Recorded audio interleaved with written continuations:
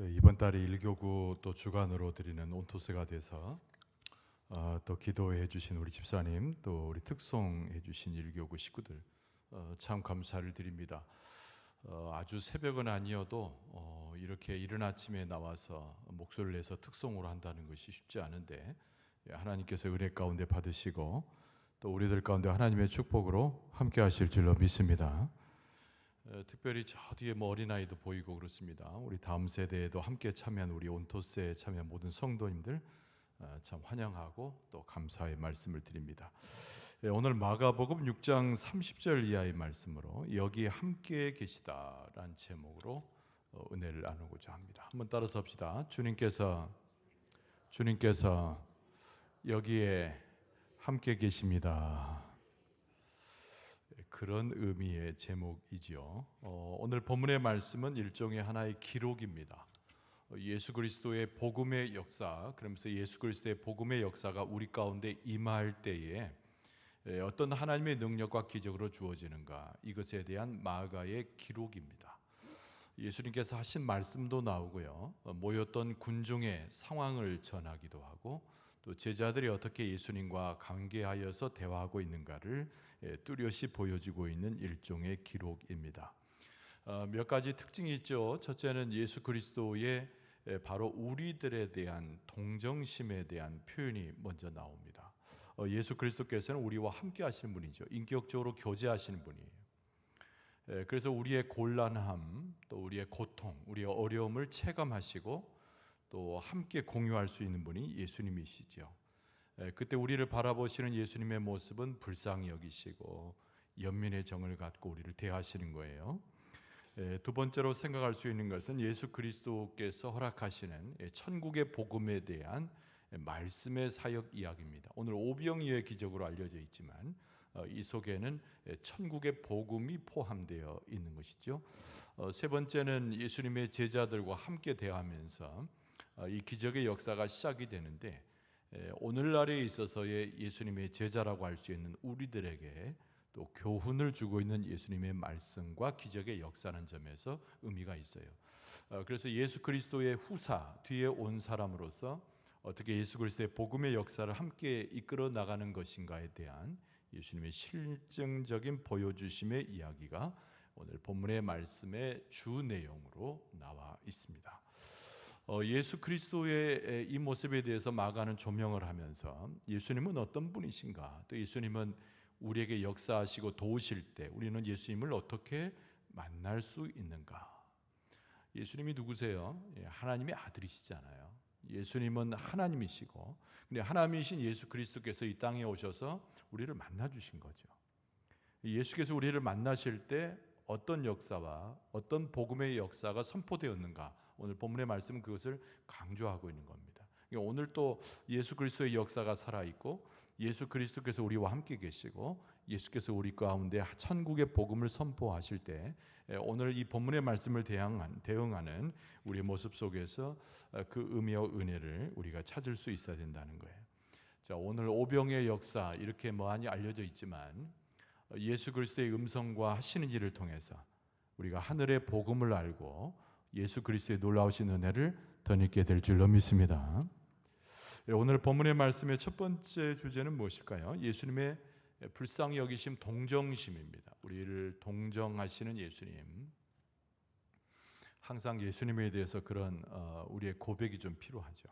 나를 불쌍히 여기신 분, 내 삶을 다 아시고 나와 함께 하기를 원하시는 분, 예수 그리스도. 이걸 우리가 항상 고백하는 것이 무척 중요합니다. 한번 따라서 합시다. 예수님께서는 내 삶을 아시고 나를 불쌍히 여기시고 나를 존경하시며 함께 하십니다. 그죠? 나를 동정하시는 하나님, 예수님, 나를 불쌍히 여기시는 예수님. 12 제자에 대한 예수님의 어떤 마음을 표현하기도 하고요, 또 예수님 주변에 모여 있었던 군중에 대해서도 예수님께서 표현하는 그 감정이 동정하심입니다. 예수님께서 먼저 만나 주신 무리는 예수님의 제자들이죠. 그래서 오늘 본문의 말씀은 예수님과 제자들의 대화로 시작되는 거예요. 여기서 처음으로 예수님의 제자들을 사도라고 지칭하는 표현이 30절에 나옵니다. 사도들이라고 하는 것은 보내심을 받은 자란 뜻이죠. 예수 그리스도의 복음을 위해서, 하나님의 나라의 일들을 하기 위해서 보냄을 받은 자들이에요. 근데 이 사도들이 그 보냄을 받는 가운데 예수님을 따라다니면서 많은 일을 행했습니다. 그러나 육신을 가지고 있기 때문에 피곤한 거예요. 또 많은 사람과 둘러싸여 있는 상황 가운데서 자기를 돌아볼 여력이 없었던 거예요. 이 상태 가운데서 예수님께서 그들에게 쉼을 주시는 장면이 오늘 본문의 말씀에 먼저 등장합니다. 31절에 보면은 이르시되 너희는 따로 한적한 곳에 가서 잠깐 쉬어라 이렇게 하시니 이는 오고 가는 사람이 많아 음식 먹을 겨를도 없음이라 이에 배를 타고 따로 한적한 곳에 갔다 이렇게 되어 있죠. 그러니까 제자들이 지친 거예요. 인간이기 때문에, 사람이기 때문에 주의 일을 감당하면서 지친 거예요. 사람들 가운데서 소위 말하는 치임을 받는 거죠.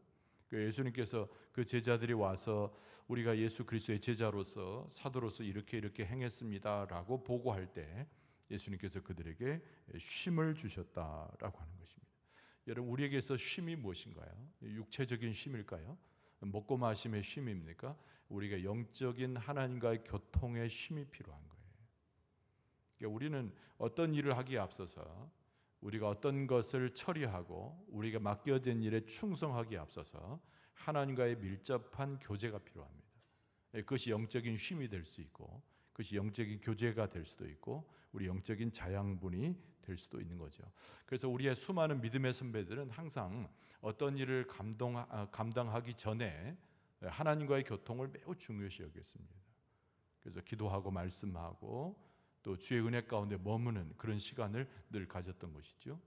오늘 본문의 말씀 그래서 예수님께서 수고하고 참 어려워하는 제자들 가운데 정말 쉼을 선포하시는 예수님의 모습을 통해서 제자들을 동정하시는 예수님의 모습을 보여주었다는 겁니다.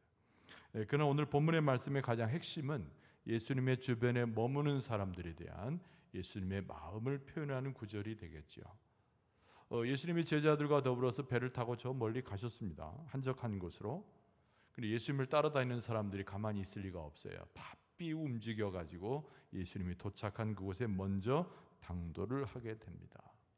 근데 그 무리들이 누구를 찾아왔어요? 예수님을 찾아온 거죠.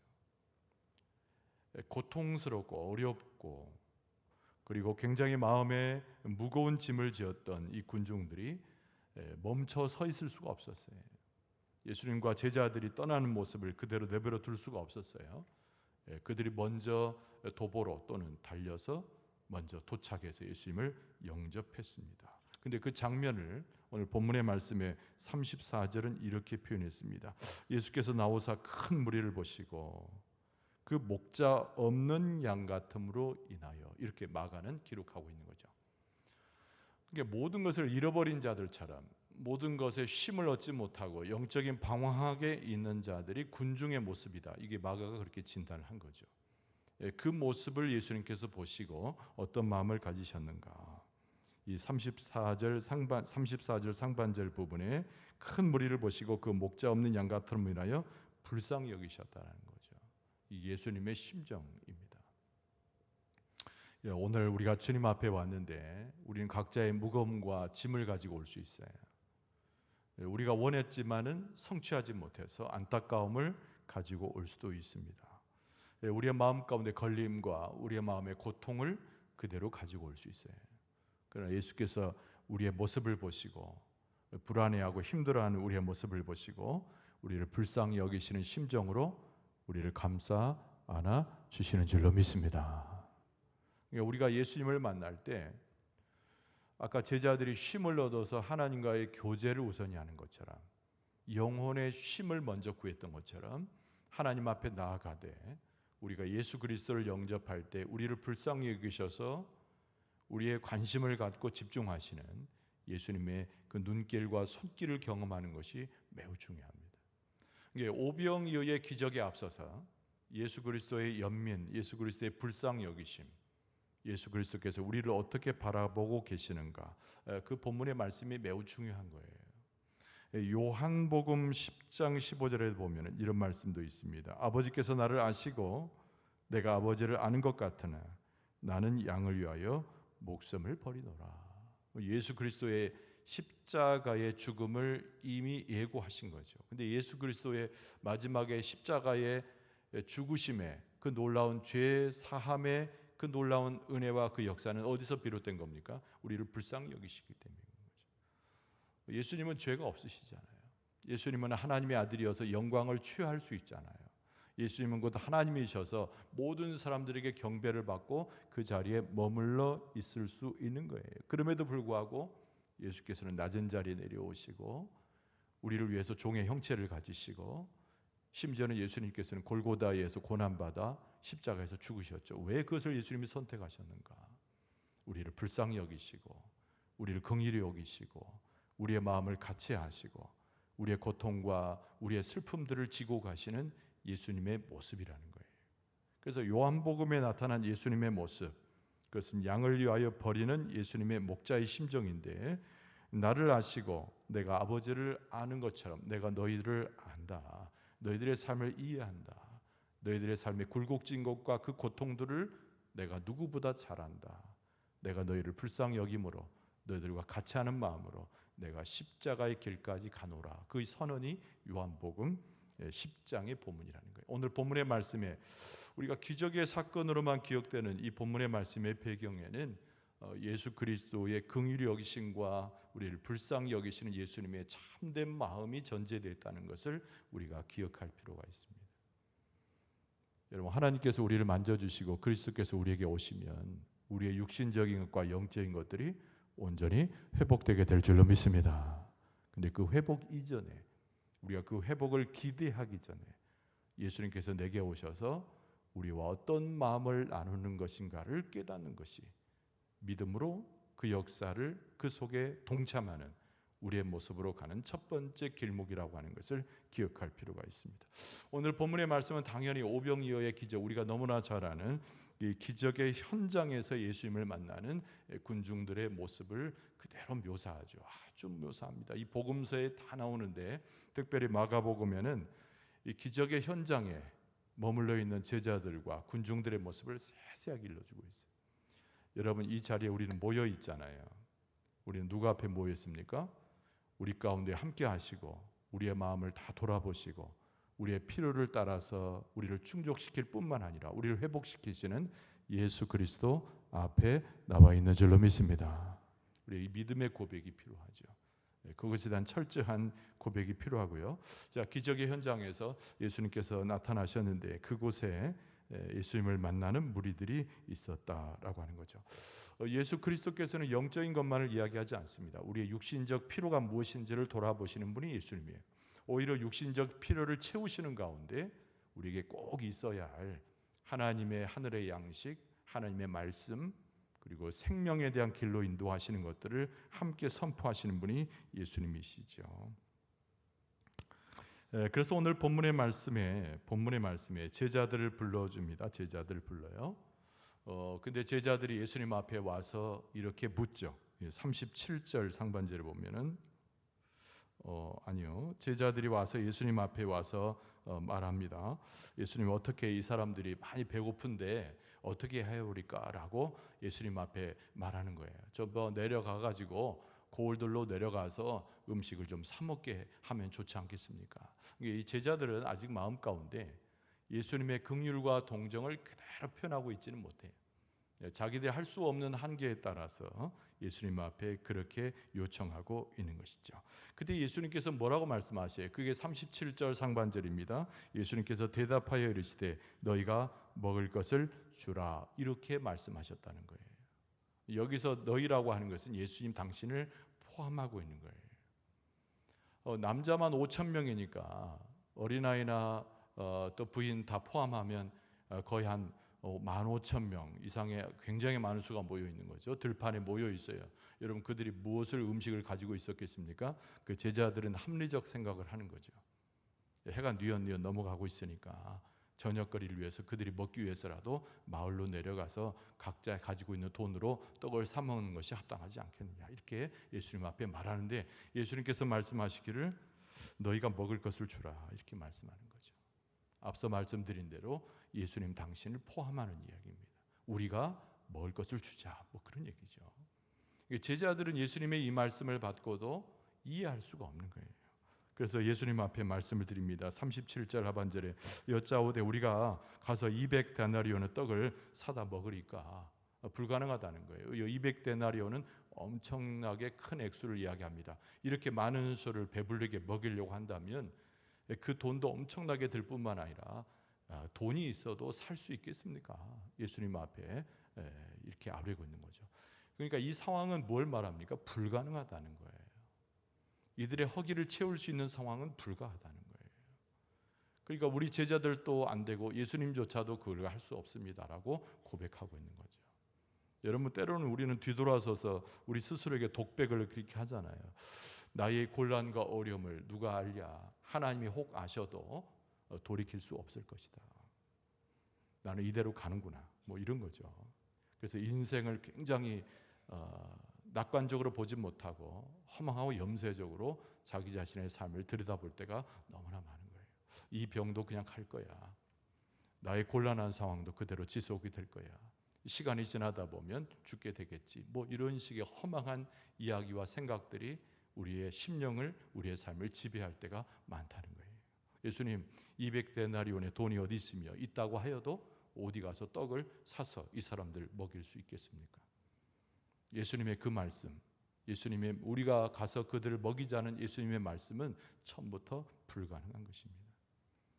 이게 군중 속에 있는 몇 사람이 이야기한 것이 아니라 예수님을 3년의 공생애를 따라다니면서 앞서까지 그들이 피곤하기까지 주의 일을 했잖아요. 그들이 그렇게 고백하는 거예요. 여러분, 우리는 항상 삶을 살아가면서 그 삶에 순응하는 것은 좋은 것이지만, 그러나 그 삶 속에서 나타나는 하나님의 역사를 부정하고 아예 기대를 하지 않는 모습이 우리의 한계라는 겁니다. 이 속에서 예수님은 두 가지 목적을 두시죠. 첫째는 뭐냐면 굶주린 자들을, 그 배들을, 허기를 채우고자 하는 첫 번째 목적이 있고, 두 번째 목적은 예수님의 제자된 자들에게 하나님의 나라의 일이 어떻게 이루어지는가를 교훈하고자 하는 예수님의 말씀이 똑같이 두 가지 목적으로 나옵니다. 여러분, 우리의 삶에 있어서 우리가 경험해야 될 것은 무엇을 경험하죠? 우리가 이 땅에서 살지만, 우리 육신적인 것을 도모하여 살지만, 우리는 하늘의 것으로 채워지고 하나님의 놀라운 기적의 역사를 통해서 하나님의 은혜를 덧입어야 될 줄로 믿습니다. 그 두 가지 목적이 항상 오는 거예요. 우리의 삶의 어려움들, 난관에 봉착했던 일들이 해결된다는 실제적인 문제 하나하고, 우리는 전부 다 예수님의 제자들이잖아요. 그래서 우리가 예수를 따라서, 예수 그리스도의 복음을 따라서 복음을 증거할 때 어떻게 예수님처럼 설 것인가에 대한 예수님의 가르침을 실질적으로 배울 수 있어야 된다는 거죠. 자, 오늘 본문의 말씀에 보면 예수님께서 소위 말하는 오병이어의 기적을 행하시는 장면이 오늘 계속 기록이 되고 있습니다. 첫 번째 장면은 무엇일까요? 예수님께서 제자를 다시 불러서 그리고 질문하시는 것으로 이 역사가 시작이 됩니다. 따라서 합시다. 하나님의 역사는 예수님의 음성을 통해서 질문하는 것으로 시작이 됩니다. 이걸 잘 기억하세요. 우리가 질문하는 게 아니에요. 우리가 하나님을 요청하는 것도 아니에요. 이 모든 지금 상황 자체는 불가능한 것으로 전제되어 있습니다. 포기한 것이죠. 할 수 없다라고 생각한 것이죠. 그런데 하나님께서 예수 그리스도를 통하여 우리에게 음성을 들려줘요. 이것이 기적의 시작입니다. 38절 상반절에 보면은 이르시되 그랬어요. 예수님께서 입을 여셔서 말씀을 하신 거예요. 너희에게 떡 몇 개가 있는지, 떡 몇 개나 있는지 가서 보라. 이렇게 말씀하시는 거죠. 이게 예수님께서 기적을 행하실 때 첫 번째 일성이에요. 이게 질문입니다. 질문. 너희에게 떡 몇 개나 있는지 가서 보라. 그런 거죠. 이스라엘 백성들이 기억하고 우리가 기억하는 하나님의 최고의 기적의 역사는 뭘까요? 당연히 출애굽입니다. 그렇죠. 출애굽의 역사. 하나님께서 출애굽을 감행하시기 전에 누구를 불러요? 모세를 부르죠. 모세 80세 다 포기된 상태입니다. 모세가 40세에 소위 말하는 봉기를 일으키려다가 살인자로 몰리게 되고 미디안 광야로 도망가잖아요. 그리고 40년 세월이 흘러서 모세의 나이 80세 아닙니까? 80세가 되었을 때 호렙산에서 하나님이 모세를 부르시잖아요. 모세가 하나님을 부른 것이 아니고 하나님이 모세를 불러요. 모든 것이 포기된 상태에서 애굽 땅에 430년의 종살이를 하는 사람들 그 누구도 여호와의 이름을 부르지 않았을 뿐만 아니라 하나님께서 그들 가운데 나타나신다는 것을 기대하는 사람이 아무도 없었어요. 모세조차도 하나님을 거의 잊어가면서 하나님과 개인의 관계에서 씨름하고 있는 상황입니다. 하나님에 대해서 놓은 건 아닌데 그 신앙을 버린 것은 아닌데 모든 것을 포기하고 있는 상황이죠. 하나님이 먼저 다가오신 사건이죠. 그때 하나님께서 오셔서 모세에게 질문하신 내용이 나와요. 그 질문이 무엇인가요? 네 손에 뭐가 있느냐 이렇게 질문하시죠. 모세의 손에 무엇이 있었습니까? 지팡이가 있었죠. 지팡이 생명이 있습니까? 이미 가지에서 떠났는데 그냥 목자가 가지고 있는 지팡이 아무것도 아닌 거죠. 막대기 지팡이 그 똑같습니다. 오늘 본문의 말씀에 보면 예수님께서 오병이어의 기적을 시작하시면서 너에게 떡 몇 개가 있는지 가서 보라 그런 말이죠. 그랬더니 실제로 가서 알아봅니다. 그랬더니 38절 하반절에 알아보고 이르되 그랬습니다. 떡 5개와 물고기 2마리가 있더이다. 이렇게 보고하는 거죠. 우리가 잘 아는 대로 어린아이가 점심 먹기 위해서 식사하기 위해서 가져왔던 조그만 도시락이죠. 떡 5개 물고기 2마리 꽤 많은 것 같아도 그렇지 않죠. 조그만 물고기에다가 떡도 대충 이렇게 주먹떡일 거예요. 보리떡이죠. 보리떡. 그걸 가져와서 이게 다라고 말이죠. 예수 그리스도의 역사라고 하는 것은 우리의 가진 것, 우리의 환경, 지금 이 순간 예수님께서 그 바탕 위에서 하나님의 놀라우신 역사를 시작하신다는 거예요. 할렐루야. 할렐루야. 지금 오늘 하나님께 예배하러 왔는데 여러분의 심령의 상태, 지금 심령의 상태를 평가하지 마세요. 내가 곤고하다 또는 내 마음이 막 즐겁다 평가하지 말고 현재 우리의 마음의 상태, 이 터 위에 하나님께서 예수 그리스도께서 기적의 역사를 시작하실 줄로 믿습니다. 그리고 나서 예수님께서 이제 주문하신 말씀이 군중들을 향해서 말씀하시고 제자들에게 말합니다. 푸른 풀밭에 물이 지어 앉게 하라. 그랬더니 오늘 기록에 보니까 100명씩 혹은 50명씩 때를 지어서 푸른 풀밭에 앉게 되죠. 말이 푸른 풀밭이지 이게 광야입니다. 광야. 그러니까 여기 남자만 5,000명이니까 어린아이까지 다 합해서 한 15,000명이 100명씩 50명씩 이렇게 때를 지어서 앉게 하는 거예요. 이게 뭘 말하는 걸까? 하나님의 질서 개념입니다. 예수 그리스도의 말씀을 듣고 하나님의 역사를 제대로 보게 하기 위한 오합지졸이가 막 흐트러져 있던 사람들을 질서를 잡는 거예요. 하나님은 굉장히 질서의 하나님이시에요. 우리가 창세기 1장에 보면은 하나님께서 세상을 창조하신 것이 며칠간 되었습니까? 6일간 되었죠. 마지막 날은 쉬셨으니까. 근데 질서를 따라서 하나님께서 창조하시는 그 역사를 창세기 1장에서 보게 됩니다. 그러니까 하나님은 무질서의 하나님이 아니에요. 혼돈이 있는 상태에서 하나님의 창조 역사가 시작이 되는데 무질서의 하나님이 아니고 하나님의 계획과 방식에 따라 질서를 세우시는 겁니다. 여러분, 교회에는 질서가 필요하죠.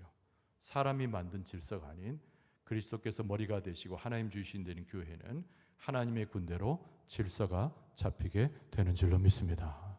이게 굉장히 중요한 거예요. 하나님의 음성을 듣고 그리스도께서 일러주시는 대로 그 모름지기 영적인 질서를 잡아가는 것이 교회입니다. 자, 그렇게 앉히신 다음에 어떻게 하십니까? 떡을 들어요. 그렇죠. 떡 5덩이요. 물고기 2마리. 오병이어를 딱 드시고 예수님께서 이 머리 위에다 이렇게 드신 다음에 축사하시는 그 모양입니다. 오늘 본문의 말씀에 기록이 되어 있어요. 여러분 41절 상반절에 예수께서 떡 5개와 물고기 2마리를 가지사 하늘을 우러러 축사하시고 이렇게 되어 있습니다. 여기서 축사라고 하는 것은 축복해서 감사한다 그 말입니다. 하나님께 기도한 것인데 축복하면서 이 주신 것에 대해 축복하면서 하나님께 감사하면서 기도하는 거예요. 할렐루야. 할렐루야. 우리가 기도하는 것이 아니라 누가 기도하여? 예수 그리스도께서 어디를 보면서? 하늘을 우러러 하나님께 기도하신 줄로 믿습니다. 우리가 기도할 수 있는 권리는 없어요. 우리가 예수님의 이름을 중보로 해서 기도하는 것이죠. 그러니까 기도는 예수께서 하나님께 하는 거예요. 우리를 위해서. 그러니까 예수님 중보자죠. 근데 요게 이제 기적의 아주 본격적인 장면 부분입니다. 예수님께서 가지고 계신 거 전부잖아요. 제자들이 가져왔던 오병이어, 보리떡 조그만 거 하고 물고기 뭐 대충 한 2마리, 요거지만 별것 아니고 아무것도 아니에요. 근데 그것을 가지고 하늘을 우러러 축사하신 거예요. 매우 중요합니다. 여러분 현재의 상태, 지금 현재 여러분의 심령의 상태, 영적인 상태, 여러분이 가지고 있는 가정의 상태, 여러분이 가지고 있는 고민의 그 상태, 지금 처해 있는 난관의 상태, 어려움의 상태, 여러분 거기서 가감하지 말아요. 그대로 가지고 있어서 이 상태를 가지고 예수님을 따라서 축사하는데, 축복하고 감사하고 기도하는데 매우 중요한 특징은 뭐냐면 하늘을 바라보는 거죠. 땅을 보지 말고 하늘을 바라보는 거예요. 예수님께서 그렇게 하신 거예요. 하늘을 바라보면서 하나님 앞에 축복하고 감사하고 기도하신 줄로 믿습니다. 우리가 그것이 필요한 거예요. 그래서 지금 있는 그 모습, 그냥 별별 없는 모습이잖아요. 상처받은 모습이잖아요. 고통받는 모습이잖아요. 기대하지 못하는 모습이잖아요. 그걸 그대로 하나님 앞에 가지고 와서 그냥 무조건 감사하는 거예요. 그리고 축복하는 거예요. 그리고 하나님 앞에 하늘을 우러러 하나님을 바라보면서 기도하는 거예요. 그랬더니 오늘 본문의 말씀에 뭐라고 나옵니까? 41절 하반절에 떡을 떼어 제자들에게 주어 바라오라고 되어 있어요. 중간이 크게 생략되어 있죠. 그냥 축사하시고 하늘을 우러러 축사하신 거예요. 그 다음에 바로 나오는 표현이 뭐냐면 이걸 어떻게 해가지고 떡을 불리고 뭐 떡을 어떻게 몇 개를 만들어내고 이런 얘기는 전혀 나오지 않고 바로 이어지는 표현이 바로 떡을 떼신 거예요. 하늘을 우러러 축사하시고 나서 바로 떡을 떼셔가지고 제자들에게 주어서 사람들에게 나누어 주게 하시고 또 물고기 2마리도 모든 사람에게 나누어 주셨다. 한번 따라서 합시다. 기적은 하나님께 속한 것입니다. 믿습니까? 어디서 많이 듣는 표현이죠. 그죠? 전쟁도 하나님께 속한 것이지만 이 모든 영적 전쟁에 있어서 우리에게 기적을 일으키시는 것은 하나님의 소관이기 때문에 구태여 기록할 필요가 없는 거예요. 여기서 우리가 의문을 가질 필요 없습니다. 하나님께서 예수님께서 떡을 문질러 가지고 막 계속 무슨 아라비안 나이트에 나오는 이야기처럼 그렇게 만들어 내셨는가? 아니면 떡을 막 거기서 뭐 갑자기 뭐 제조를 하셨는가? 별 상상을 다 하고 심지어는 어떤 사람들은 예수님께서 떡을 가지고 축사하시니까 자기가 가지고 왔던 도시락을 옆에 사람하고 나눠 먹었다, 뭐 회개망측한 얘기들을 많이 하는데 여러분 그것을 상상할 필요가 없는 거예요. 그건 누구의 영역이냐면 우리의 영역이 아니고 하나님의 영역이기 때문에 설명해 줘도 마가가 기록해도 오히려 하나님의 영역을 깎아내릴 뿐이지 정확하게 기록할 필요가 없는 거예요. 그래서 이 장면은 예수님께서 하늘으로 축사하시고 바로 그 다음에 하나님의 역사와 기적의 역사가 있음에 그 떡을 떼신 거예요. 예수님은 곧 하나님이시고 하나님의 아들이시고 예수 그리스도는 우리의 믿음의 표본이기 때문에 믿음을 가지고 떡을 뗄 때 하나님의 역사가 나타난 줄로 믿습니다. 오늘 우리가 기도하고 주 앞에 나와서 간절히 사모하고 주를 바라볼 때 하나님의 역사가 나타나는 줄로 믿습니다.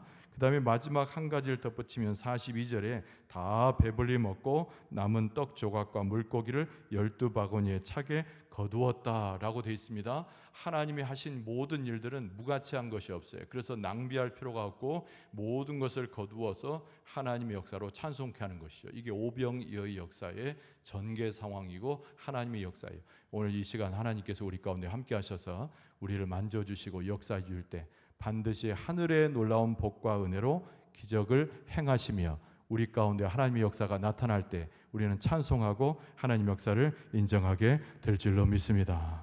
할렐루야. 인정하게 될 줄로 믿습니다. 다시 한번 오늘 본문의 말씀을 기억할 수 있길 바랍니다. 기도하겠습니다. 1천 번째